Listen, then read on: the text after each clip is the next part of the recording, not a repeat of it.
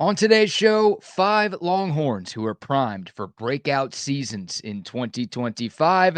Some of the names may surprise you. It's coming up. This is Locked On Longhorns. Intro.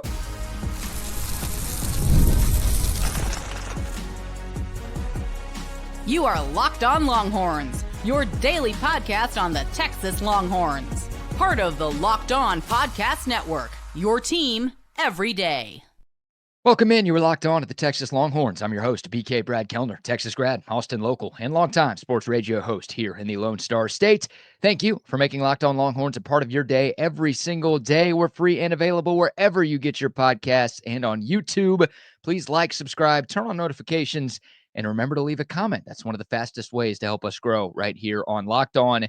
Your team every day. We will get to ESPN's rankings of the top 100 players in college football, and also talk about what could potentially be the biggest advantage that Texas has against Ohio State. We'll get to those a little bit later in today's show. But first, 5 Longhorns who I think are primed for breakout seasons in 2025. I did not include Arch Manning on this list. It's not that I don't think Arch is going to have a great year. It's that when you're the favorite to win the Heisman Trophy and the favorite to be the number 1 pick in next year's NFL draft, you're a little bit too obvious. So 5 Longhorns not named Arch Manning who are primed to break out. And we'll start with a guy who I think is going to be Arch's number 1 target in 2025. That's Ryan Wingo, the former 5-star recruit from St. Louis, going into his second year with the program. Wingo did some good things last year when he got his opportunities, but he didn't get a ton of opportunities. I don't think that's because Wingo wasn't any good. I think it's due to the fact that Texas had Matthew Golden, who was a first-round pick, Isaiah Bond, Silas Bolden, DeAndre Moore. Also at the start of last year, Jonte Cook was in that wide receiver room as well. We've talked about it a lot. Steve Sarkisian keeps a pretty tight group at wide receiver, and those guys, especially those top 4, they didn't come off the field all that often. So not a lot of reps for Ryan Wingo, but despite the limited reps, he made a lot happen as a true freshman. 29 catches, 472 yards, 2 receiving touchdowns. That averages out to 16.3 yards per catch. He also had 5 carries for 100 yards last season as well. That's 20 yards per carry. So, not huge numbers overall, but those averages, pretty damn impressive. Obviously, this year, there's no Golden, there's no Bond, there's no Bolden, there's no Cook. So Wingo is one of the guys, and maybe he is the guy for Texas. And it sounds like over the last 10 to 14 days, the chemistry between Arch Manning and Ryan Wingo has reached another level. Look, DeAndre Moore's back. He's very good too, but I think Wingo has the most number 1 potential of any receiver on this Texas roster this year. 6'2", 215. He's been incredible in camp. He got LASIK surgery in the offseason. That's seemingly helping. Understandable. He's good underneath. He's good on the outside. He's good deep. I mean, he is a touchdown threat anywhere you line him up on the field.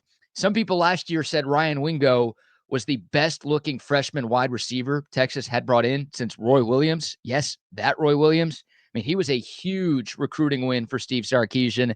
And, man, you see what some of those other top wideouts in the class of 2024 have been able to do.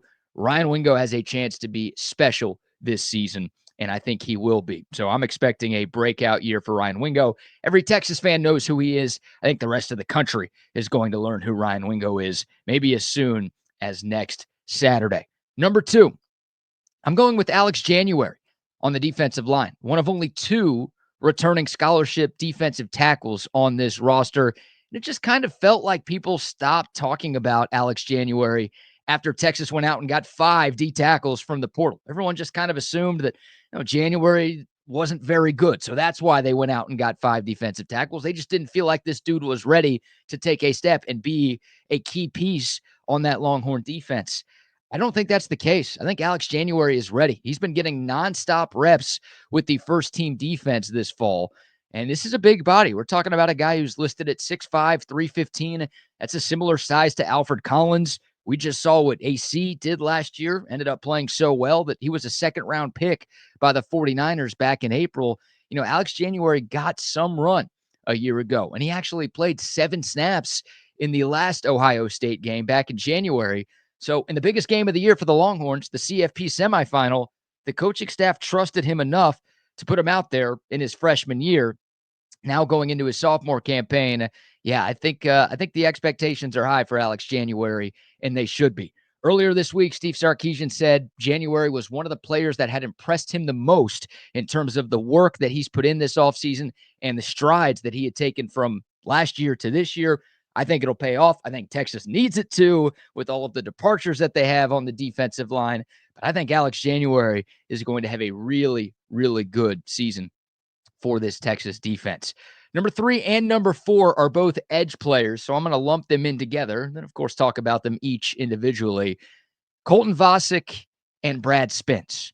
2 guys on this list of 5 that I think are primed to break out this year. I don't think anyone has ever questioned the ability of Colton Vasek. The question is the availability of Colton Vasek. It feels like he's been hurt since pretty much the moment he stepped foot on the Texas campus. He missed the entire 2023 season with an injury. He played in 11 games last year, but he was pretty limited because he was dealing with a shoulder injury. Heck, he had a couple of different ailments last year. So even though he technically appeared in 11 games, he didn't get a ton of snaps, and the majority of the snaps that he did receive were on special teams. I looked it up before the show. Colton Vasek only had 65 defensive snaps in all of 2024. Texas played in 16 games, 65 snaps, not a whole lot. But we're talking about a former top 100 recruit in the country who put up some gaudy numbers on Westlake's state championship team back in 2021. I mean, his senior year of high school, 14 sacks, 7 TFLs, 71 total tackles. He was all over the field. And again, played in some big games against some really, really good teams in his high school career at Westlake right here in Austin. And then you just look at the 65 snaps that Vasek did have in 2024. 7 tackles, 2.5 TFLs, 2 sacks, 6 pressures. Again, over a whole season, that's not going to impress you a whole lot. But you just compare that to the amount of snaps that Colton Vasek had. That's a lot of production in a very, very small sample size. So I think this dude's very good. The biggest question for him, can he stay on the field? Last week, Colin Simmons, who of course is in the same position room as Vasek, said he looks amazing, said don't let the injuries fool you. He is looking great. Buy stock in Colton Vasek. You should also buy stock in Brad Spence because he's another guy that looks great. The Arkansas transfer, who of course transferred schools, but is also transferring positions, going from off-ball linebacker to more of an edge. And he's been really good, fast, athletic, twitchy. I mean, this guy's been getting incredibly positive remarks from teammates, from coaches, even a couple of former players who have attended some of these practices and scrimmages that have happened this fall. Like Brad Spence is a name that I just keep hearing from anybody who wants to talk about this team, and he's going to be important. He's right behind Colin Simmons on the depth chart at the Buck position. So, yeah, Texas has a lot of talent in that edge room, but a lot of the guys are at Jack on the opposite side of the line. Obviously, Colin Simmons is your starter at Buck, but he's not going to play every snap. You want to keep that dude fresh, and you want to feel good about the guy that you're taking him out for. Brad Spence, I think, is a guy that you should feel good about. He is going to play a lot for Texas this year, but I don't think he's just going to be on the field and, wait until Colin Simmons gets back out there before anything good can happen. No, I think Brad Spence is going to be making some plays this year. He's a great culture fit. He's bought into this culture. It seems like the guys in the locker room love him. Again, the coaching staff has raved about him. He's just been a really, really impressive player so far. And he had surgery early in the offseason, so he was kind of limited in the spring, so we didn't hear about him a ton in spring ball, but it seems like he's 100%. He's out there every day, and he's making things happen pretty much every day. So watch out for the hog transfer, Brad Spence. He's number 4 on the list. And then last but not least, number 5, we'll go back to the offense for this one. I thought about Parker Livingston here. He deserves a spot on this list, honestly, but we've talked about him a ton, and I think everybody else is predicting him to be a breakout star for this team. It doesn't mean I'm not. It just means I'm going to go with somebody else here. How about Christian Clark? Coming off the Achilles injury, of course, didn't play a single snap for the Longhorns in 2024, and I know he's behind Trey Wisner, and I know he's behind C.J. Baxter too, but it sounds like Christian Clark, despite, again, not playing a game or a single snap at Texas, has already passed up Jarrett Gibson as this team's number 3 running back. And Jarrett Gibson's pretty good. Like, he played a decent amount last year, was actually Texas's leading rusher through the first 3 games in 2024. Like, Gibson, baby Rhino, he did some things. And Christian Clark, the fact that he has seemingly passed him up, again, we're talking about number 3, but that means something to me. And I think that tells you that Christian Clark is going to be a factor on this offense. Multiple running backs are going to play. We're not sure about C.J. Baxter's health and how he can hold up over a long season coming off a serious knee injury. C.J. Baxter also got, banged up a couple of different times in 2023 in his first year. So, I don't know what to expect from him. And again, multiple running backs are going to get some run in this offense. Watch out for Christian Clark. Steve Sarkisian this Monday said, quote, medicine and science have come a long way for this guy to be playing with the explosiveness that he is, end quote. And he said he's been impressed every day by watching Christian Clark in drills and in practice. So it's not just me telling you about what this guy's been able to do. The head coach has been speaking very highly of Christian Clark. And explosiveness. Guy coming off a torn Achilles, you don't think that's going to be all the way back this soon. Sounds like Christian Clark has showcased that, again, some in the spring, some in the summer, but even more so in training camp. So those are my 5. What say you? Give me a couple of breakout candidates for Texas in 2025. Who did I miss? Who did I get right? Would love to hear from y'all in the comments below. All right. Yesterday, ESPN released its ranking of the top 100 players in college football in 2025. How many Longhorns made the cut and who got left out? We'll tell you coming up next right here on Locked On Longhorns. Oh, but first, a word for our friends at Rougiet. Guys, you've probably heard of Viagra or Cialis. Maybe you've even tried them.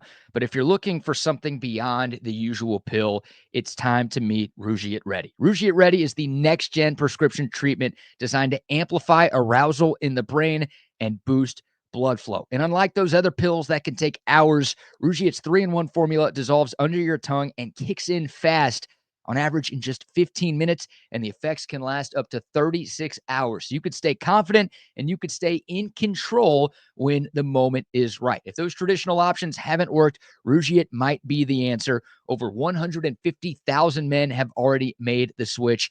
Everything is completely online, and it ships treatment discreetly right to your door. So head over to Rougiet.com/LockedOnCollege and use that promo code LockedOnCollege for 15% off today.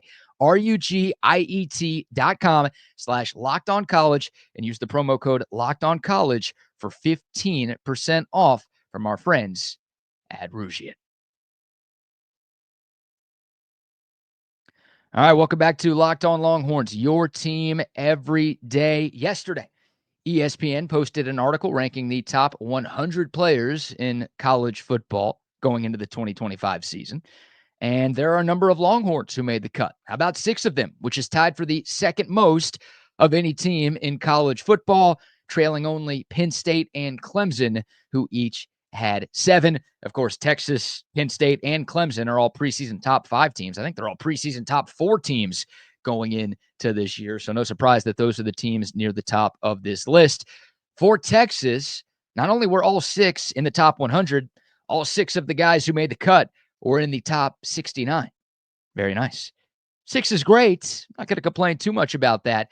But I think by the end of the year, Texas is going to have more than that. We'll get to some of the snubs in a moment. But first, the guys who actually did pop up on this list, starting with number 69, Quintravion Wisner. I'm glad Trey Wisner's getting more love. It just doesn't feel like a whole lot of people outside of Texas were talking about this dude last year, even though he was a 1,000-yard rusher and the leading rusher on one of the best teams in America last season. Of course, he's the only returning 1,000-yard rusher in the SEC this year. It kind of felt like even at the start of the offseason, people outside of Texas weren't talking about Quintravion Wisner. Now he's starting to get more and more love. And, people are turning on the tape and seeing what he did last year and realizing that this dude is a really, really talented player. So 69 right now. I think there's a chance that, look, if Trey Wisner has another great year and puts together another 1,000-yard campaign, he could be higher on a postseason ranking list. Number 64, Michael Taft. This is too low.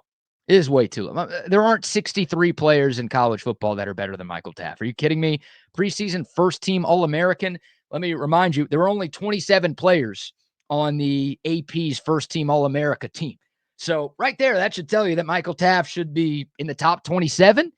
He sure as hell should be a lot higher than 64. This guy is a supreme talent, All-American last year, preseason All-American this year, one of the smartest players in the country, just one of the best players in the country, and invaluable to this Texas defense. Can line him up at safety. He's been getting a lot of work at nickel. I don't have to argue this to you guys. Y'all know that Michael Taft is one of the most important players, not only on this Texas team, but in the country. And he's also one of the best players in the sport. Tremendous story. Walk on to All-American. Of course, he deserves a spot on this list, but he should be much, much higher than 64. That's a bad miss right there by the ESPN crew. Number 61, just a few spots ahead of Michael Taft, you've got Manny Muhammad, another member of the Longhorn secondary. This feels about right. I'm a huge believer in Manny Muhammad. I've called myself the president of the Manny Muhammad fan club a number of different times on this show. I know the playoff wasn't great.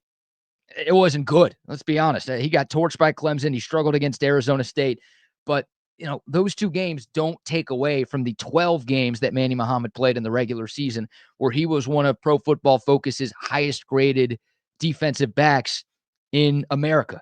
He was locked down. Now, this year he's going to be going up against a lot more number one wide receivers than he did last year because Jahdae Barron is off in the NFL. But it's a contract year for Manny Muhammad, who can go pro following the conclusion of this season. He's got the size, he's got the speed, he's got the strength, he's got the skill, and I think pairing him with Dwayne Akina is going to do wonders for Manny Muhammad. I think he's gone after this year, and I think he might be a first-round pick after this year. But to me, yeah, he is a top 61 player in college football. Another guy who I think could be higher on this list at the end of the season. Number 23, Arch Manning. Tough to, some people have Arch Manning as the number one player in the country. Some people think he's outside of the top 50. It's kind of tough to play a guy who's only started 2 games. I should say place a guy. Not going to be that tough for Texas to play him. It's tough to place a guy on a lot of these lists, considering just how little in-game experience that he has. But I'm a believer in Arch Manning, and he has played in a number of games at Texas. He's going into his 3rd year with the program. I think those things are going to pay serious dividends, and it's going to make the transition to starter for Arch Manning a lot easier than it would be for just a true freshman or even a redshirt freshman. Arch Manning, 23. He is the 7th ranked quarterback on this list. I would be very surprised. I will eat my words if I'm wrong, and I hope I'm not eating my words, and y'all don't either. I'd be very surprised if there are 6 quarterbacks in college football that are better than Arch Manning this year.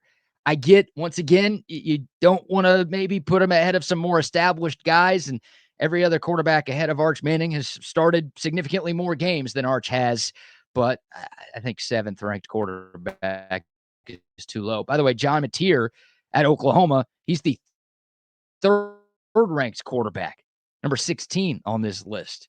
Texas and OU, they're always fighting. They're always being compared. We'll see those 2 guys on the same field in early October. That feels a little high for my liking. I think I'd take Arch over John Mateer right now. I think I'd take Arch over a couple of other guys who are ahead of him on this list. But Arch Manning coming in at number 23. That's 4. We've got 2 more Longhorns. Number 11, just outside of the top 10, Colin Simmons, preseason All-American, reigning Sean Alexander Freshman of the Year winner, preseason first-team All-SEC, just a monster off the edge. Didn't start a single game for Texas in 2024, led the Longhorns in sacks. He's talking about breaking Kiki Diala's single-season sack record at Texas.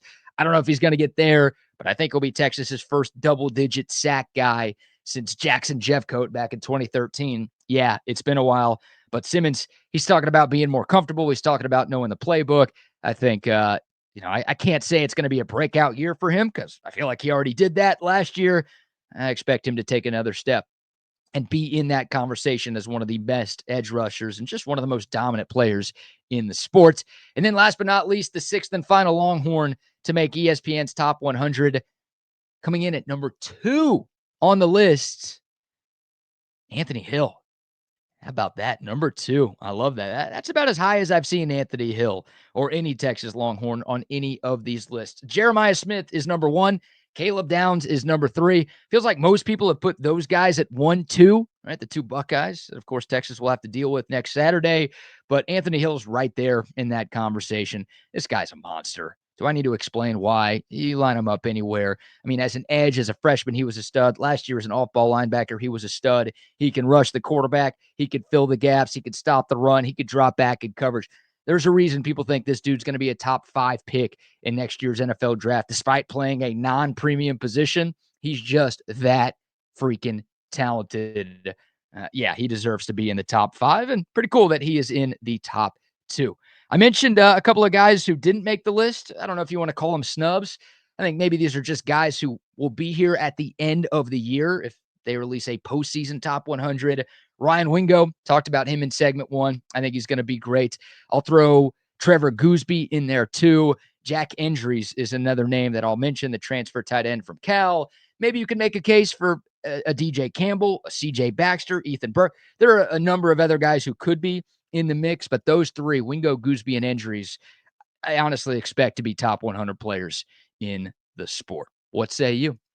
Comment below with your thoughts on ESPN's list and anybody else you think that they missed and anybody else you think that I missed on that list.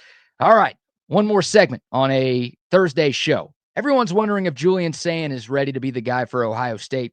He's a big question in this Longhorns-Buckeye matchup for sure. There's another big question that Ohio State has to answer that could be the difference in this game 1 week from Saturday. We will get to it up next on Locked On Longhorns. Oh, but first, a word for our friends at Open Phone. If you're running a business, every missed call is money left on the table. Think about the last time you needed a service. If the person you called didn't answer, or if you were just left on hold for minutes on end, did you wait? No, probably not. You moved on to somebody else. That's why you need Open Phone, so you never miss an opportunity to connect with your customers. Open Phone is the #1 business phone system designed to streamline and scale your customer communications. This is so easy. You have a shared inbox too. So if you have a bunch of different people who work at your company, everybody can see who's taking the calls, who's handling the responsibilities from the calls. It's all right there in one place. And they've got an AI agent who handles everything after hours. So you don't have to worry about missing a customer anytime, day or night. See why over 60,000 businesses trust Open Phone. Right now, they're offering Locked On listeners 20% off your first 6 months. Just head over to openphone.com/lockedoncollege. That's openphone.com/lockedoncollege. They'll even port over your existing numbers for free. Open Phone, no missed calls, no missed customers. And we're also brought to you by our friends at Prize Picks, the daily fantasy platform that lets you turn your football predictions into real rewards. The preseason in the NFL is already heating up. College football just 2 days away. Whether you've got your eyes on big-name quarterbacks or breakout running backs, Prize Picks makes it so easy to get in the game. And for this weekend, week 0 of the college football season, Prize Picks is offering major max discounts. You could bet on K-State quarterback Avery Johnson. How about over 0.5 passing yards? That's right. If you think he's going to complete one pass for more than 1 yard, you're going to get a huge discount on that. What about Dak Prescott in week 1 of the NFL season? Right now, the max discount over half a passing yard. Prize Picks, I'm telling you, they are giving you so many ways to win, and they put their members first, so withdrawals are fast and easy and safe and secure. So download the Prize Picks app today and use the promo code LOCKEDONCollege to get $50 in lineups after you play your first $5 lineup. Again, Locked On College, that's the promo code with that Prize Picks apps to get $50 in lineups after your first $5 play. It's Prize Picks. Run your game. All right, back here on Locked On Longhorns, your team every day. I didn't leave myself enough time in this final segment to really dive in here, so we'll do an abbreviated version, and then we'll obviously dive into this more tomorrow and next week as we continue our preview for that Texas-Ohio State game. By the way, just single-digit days away from kickoff in Columbus. Of course, we all know that Julian Sayin will be the starting quarterback for the Buckeyes against Arch Manning and the Longhorns. That was announced on Monday. And, since that announcement from Ryan Day, most of the conversation about this game has shifted to Julian Sayin and whether or not he's ready to make his first career start against the #1 team in the country. Those questions are fair. And look, even though we haven't seen a ton from Arch Manning, we know a lot more, and we've seen a lot more from him than we have with Julian Sands. So I think Texas has the quarterback advantage in this matchup. That's not what this segment is supposed to be about. This segment's about another potentially glaring weakness on Ohio State's roster that could be potentially what does them in and could be what helps Texas pick up its biggest regular season win in 2 years. Ohio State's roster is loaded with talent and depth, so it's kind of hard to find weaknesses there, but there is a place where they're not super loaded in terms of depth and experience right now, and that's on the defensive line, and more specifically at defensive tackle. The Buckeyes had 4 players drafted from their D-line back in April, and that means they're replacing all 4 of their starters up front. Caden McDonald, Edric Houston, a couple of sophomores, they are slated to start at defensive tackle. Those guys last year combined for just 26 total tackles and 2 TFLs. McDonald's a beast. He's a big body. He's had some conditioning questions, though. Houston has been dealing with an injury this fall. He says he'll be back for the Texas game, but will he be 100%? That's a fair question. One of their top backups, Jason Moore, was apparently in a boot after practice yesterday. There's some questions there in the teeth of that Ohio State defensive line. Their defensive line coach, Larry Johnson, who's one of the best in the sport, he was asked about defensive line depth earlier this week, and he said, quote, "These young guys have got to get ready. It is what it is. You've never been a reporter until you became a reporter, right? It's the same thing in football. These guys haven't started, but we're working to make sure they're ready," end quote. It is what it is not the biggest vote of confidence from a position coach. It's a question for Ohio State. Now, again, these guys are 4- and 5-star players because that's just what Ohio State recruits, but you're not sure what they have there. And they didn't go out and get 5, proven defensive tackles from the transfer portal like Texas did. They got 1 or 2, but they're relying on some of these young guys to step up and be ready for the moment. This is another spot where it's an advantage for Texas to be playing the Buckeyes in the opening game of the season. They don't know what they have there. I don't even know if they know what they have in their starters. They really don't know what they have behind their starters. And that's obviously a position that you rotate a lot. So I wonder if Texas can take advantage in the running game in particular. Wisner, Baxter, Christian Clark, whoever, throw Arch Manning in that conversation too. Texas couldn't run the ball at all against Ohio State in January. 29 carries, 58 yards, 2 yards a carry, not good. Nobody could run against Ohio State last year. They gave up just 2.6 yards a carry on this season, which was the best in the country, but they've got a lot of new faces there. And again, it's game 1. I know Texas has some questions on the O-line, so it's a little bit of a question on question thing, but the Horns are going to have to run it well. They've got great running backs. The interior of the Texas O-line, I think, is the strength. They'll have an opportunity to put up some yards on the ground against Ohio State. I'm not saying they're going to run for 200, 250, anything crazy like that, but they have to be more effective on the ground, and they are going to, at least they should be testing the Ohio State defensive tackles to see if those guys are ready for the big time. So again, we'll talk more about that matchup and every other matchup with Texas and Ohio State as we continue to get closer. But that's what, the more I read about Ohio State, that seems to be, outside of the quarterback, the biggest question that the Buckeyes have. Can the Horns take advantage? We hope so. All right, that'll do it for today's edition of Locked On Longhorns. If you made it this far, number 1, thank you. Number 2, please remember to like, subscribe, share, turn on notifications, leave a comment, all of those great things. Can't thank y'all enough for your continued support of what we're building here. Really do appreciate you making Locked On Longhorns a part of your day. For your next listen, check out Locked On Bets with my man Lee Sterling and Kevin Rogers. They are your one-stop shop for all of your sports betting needs, expert analysis, game picks, the lock of the day. They've got you covered. Find Locked On Bets on YouTube or wherever you get your podcast. Plenty more Texas football conversation coming up as we continue the countdown. Just 9 days away from Texas football. It's a beautiful thing.